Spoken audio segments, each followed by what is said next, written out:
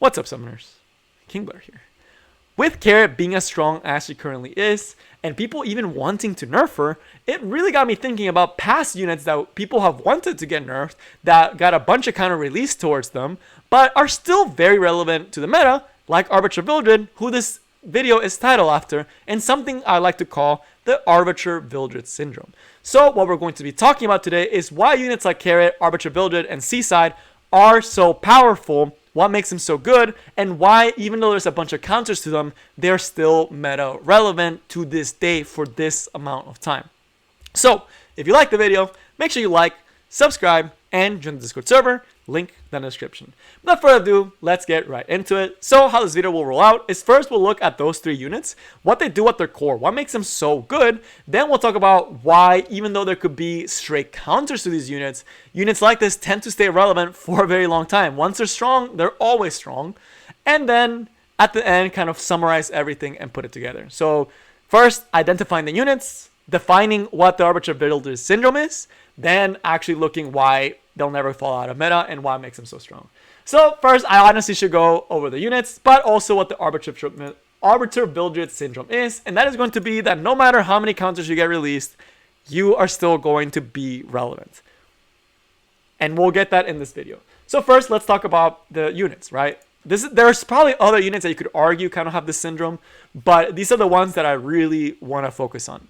First, Arbiter Vildred. He's the one that this video is titled after. But he's a very good example of this, right? What does Arbiter Vildred do at his core? He does damage, and he survives, right? That's all he does, right? He's able to do his damage. He does damage as a way to get to that damage. Very simple, right? Very basic. That's all he really does at his core. Other counters to him, millions, right? Ammo Haste, Top Mono Luluca, Sinful Angelica, Sigurd to an extent, Specimen to Cess to an extent, all the units that double tamp him, just fully tanking out, right? Putting a bunch of tanks so his damage doesn't do as much, right? There's a lot of ways to actually deal with him. But to this day, he's still one of the most relevant units, and he never got a nerf, right? Kind of like Carrot will most likely never get a nerf, unless tomorrow or the day 2 days ago they already nerfed her, and it'd be like that. But hopefully that didn't happen because this video is me being it in the past, even though it's the future. But at its core, does damage, has a way to do the damage, has a bunch of counters, but it doesn't matter that he has counters, right? Then we have someone like Carrot, who does have a lot of counters to an extent, right? Kise absolutely destroys Carrot. Crawl to an extent does really good against Carrot. Going full cleave does pretty good against Carrot. And even units like Champion Serato to an extent, again, do okay against her, right? But what does Carrot do at the end? She does damage, and she has a way to survive and sustain, right? Very, very basic. Damage, sustain. Super basic, right? And then you have someone like Seaside Bologna, right? And she's the third one that I think kind of has like an Arbiter Vildred syndrome. There are a bunch of counters to Seaside. She's more progressed than Arbiter Vildred is somehow, but there are units like Last Order Crawl, Rowana, F. Clury to an extent, just one-shotting her. There are ways to counter Seaside Bologna, but to this day, she's still incredibly meta in Arena, Guild Wars, Reinhardt TA. But what does she do at her core? She does damage and has a way to survive to do her damage, right? Very basic things that it's just doing damage and surviving. And one example of this that I don't think this unit falls under there is going to be a unit like Landy. Why is that? And to an extent, she kind of falls in it, but not as much. Landy, I'm not talking about Guiding Light Landy, but Landy at her core, most people would say is not a broken unit, right? At her core, she does good damage with the S1. She does a good stack up with the S2 and the S3. But if you've ever fought a non-Guiding Light Landy, you realize this unit is really easy to one-shot. And she's not that scary at all, right? And it's one of those things that, like, that survivability aspect of it is what makes these other units so good. She kind of has to rely on the artifact to do it. But it is very interesting to see that that is the biggest difference. And Stena, to an extent, is this powerful because of that, right? Although there's not as many hard counters to Stena as there are for these other units, which is why she doesn't really fall.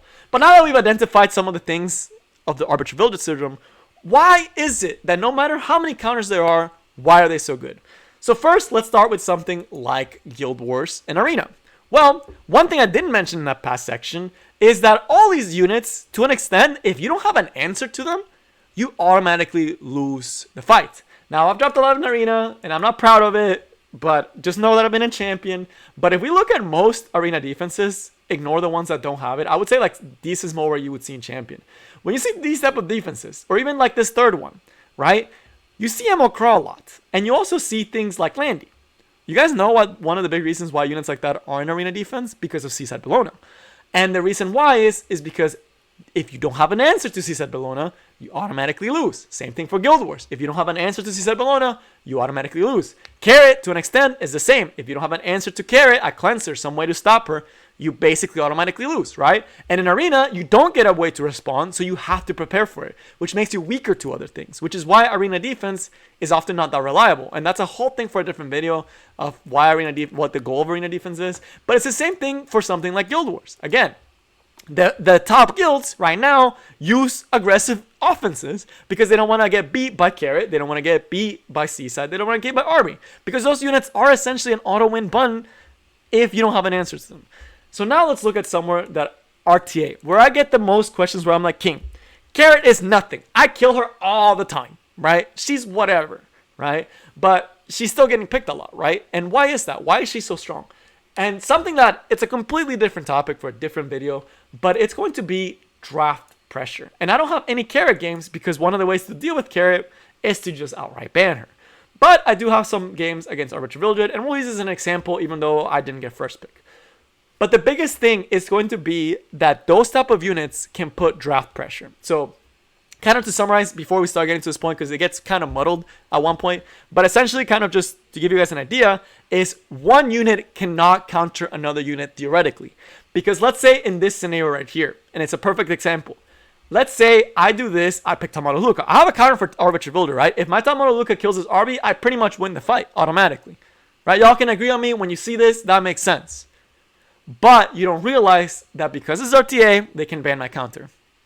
And then I just lose. Right? So one unit does not counter another. It puts pressure, yes. But that means that units like this, you either need to build a full team built around countering their Arbiter Vildred, like having a bunch of tanks, which I do sometimes. Right? I make my team anti-Arbiter rule. Kind of the same thing you do in Arena and Guild Wars. Or against Seaside, right? Because if Seaside last pick is very threatening, right? So, again, one unit does not counter another in RTA because you can just easily ban them, right? The other thing is that creates a draft pressure situation. If they have an Arbiter Vildred and I don't have a way to answer it, let's say I was the one that got first pick, right?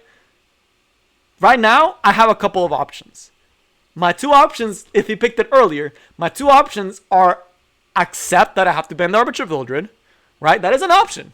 That is definitely an option you can do, is accept it and know you have to ban Arbiter Vildred or pre-ban like I do with Carrot. Or the other thing is commit to countering that unit or overcommit, right? And what this starts creating is a draft pressure situation where the player that picks that unit has better plays. And then there's a thing that is going to be last pick. Last pick situations are the reason why Seaside is so good. Because imagine if the tables were turned, right? Let's say that this was his team, right? And my last pick was Arbiter Vildred, right? Let's say he didn't have to model, just throw a random unit in there, right? Like a maid. And let's say I had picked Arbiter Vildred as my last pick. Or Seaside. That creates a no response situation where it's a force ban unit, because as we mentioned before, without any counters to the unit, they are an auto win button, right? But a lot of units are not like that. So that makes it where like, it's not essentially auto win, but it's pretty close to that. So that's why Seaside, even though there are counters to Seaside and to Arbiter Vildred, for Arbiter Vildred, they put too much draft pressure, it forces a response. And for last picks, they always threaten the draft. Seaside is the best example of that, where no matter how many counters you have, it doesn't matter if you weren't able to pick them. It forces your ban, which means that your opponent has complete control of the 4 units that they're going to pick here, right? So that's a completely different video, but essentially kind of to summarize this section is just having one counter to a unit is not enough. And it creates a draft pressure situation where, for example, if they have the Arbiter Vildred or the unit, if you don't have the response to it, you are forced to essentially ban it or deal with it, and even then they can also respond with their own counterpick. That's a lot of drafting skills that it comes a long way, and it's one of the reasons that early game players really struggle climbing is they don't realize these draft pressure situations when they have a lot of pressure on the opponent, and they don't know how to capitalize on that, right? Me picking Arbitrary Builder third, if my opponent goes something like Emo Haste and Top Model Luca, that's freelo, right? Because immediately when you see that, if you have an Arbitrary Builder third pick, immediately after that, you should be picking Bazaar or an F10A to force a ban onto that unit or onto your Arbitrary Builder, and then you have complete control of the game, and they have nothing they can do because they only have one pick left, right? That's the type of pressure situations you want to put your opponent on where you're in control of the draft. And that's something that early game players don't realize, and it's one of the reasons why some early game players don't quite know fully why Carrot is so good, even though they may have some ways to deal with her. And it is going to be that draft pressure and capitalize on it. So, again, all these examples that I mentioned kind of do extend to Carrot as well. If you early pick Carrot, they're forced to build a team around her, which lets you more time to respond to them, which is like the early stage of the Arbitrary Builder Syndrome. The late stage of Arbitrary Builder Syndrome is that if their draft is not ready for Carrot, you last pick Carrot and you automatically win. So, that is going to be all. I know this may be a confusing topic. Hopefully, it wasn't too bad. But yeah. Arbitrary Builder Syndrome. These type of units, the only real way to push them off is going to be a nerf, but that's not going to happen, right? So because of that, that's why units like Carrot are amazing investments, because they will always be relevant in this meta, because at their core, they do damage and they survive. So that is all I got for you guys today, and I will see you next time. Peace!